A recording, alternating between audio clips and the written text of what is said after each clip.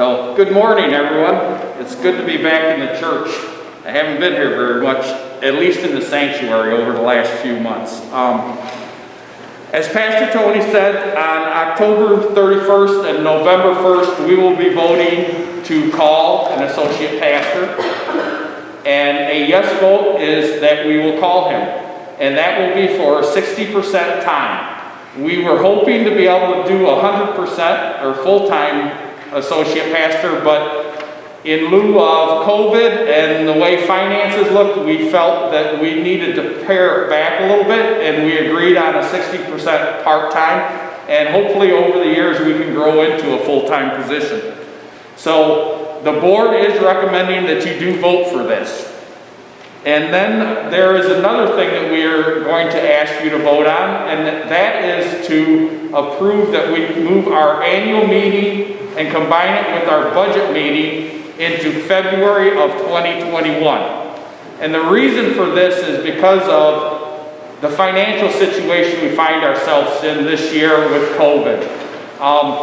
We are running just a little bit behind on offerings compared to 2019, but when we look at the budget numbers that we had proposed for 2020, we're running quite a bit more behind. Somewhere right now, we look like we may be about a $30,000 to $40,000 deficit of what our offering projections were by the end of the year. Now, having said that, things can change a lot between the end of October and the end of December.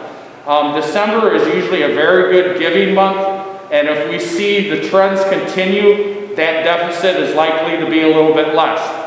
Plus, back in April, the board did go out and secure a PPP loan to help cover that shortfall and help pay salaries and stuff through the COVID. And we're 99% sure that that's going to be forgiven, but you have to remember, this is government loan, and nothing's 100% with the government, as Pastor Tony will talk in his sermon soon.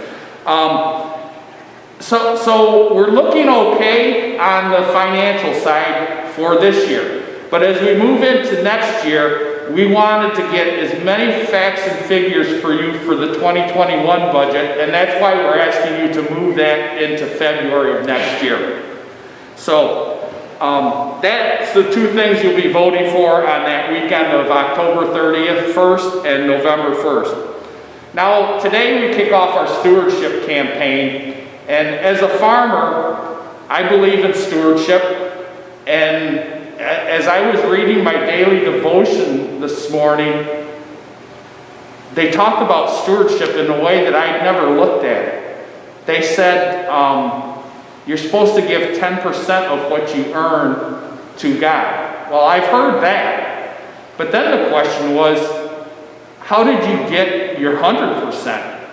And in reality, 100% of everything myself and my wife we have is a blessing from God. Everything that our church has is a blessing from God. So it's not a question of giving 10% of what we have. It's just returning a 10% to God because of His blessings to us.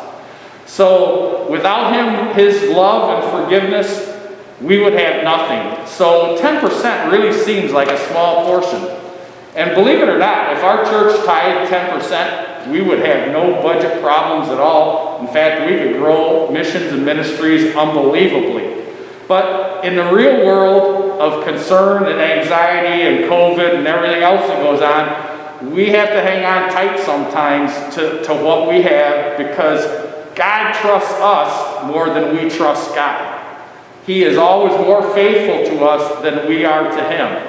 But He will always be there. So as we look forward to this stewardship campaign, I brought in an ear of corn, much like I did last year.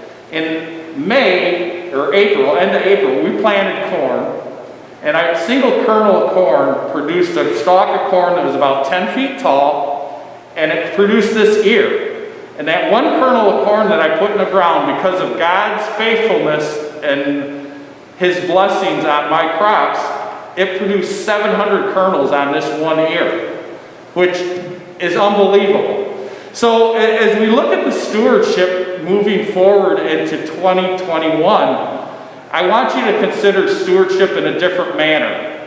Yes, it is about finance. So it is about treasures. What can you give? Prayerfully consider what you can give to the church. If it's not 10%, we understand.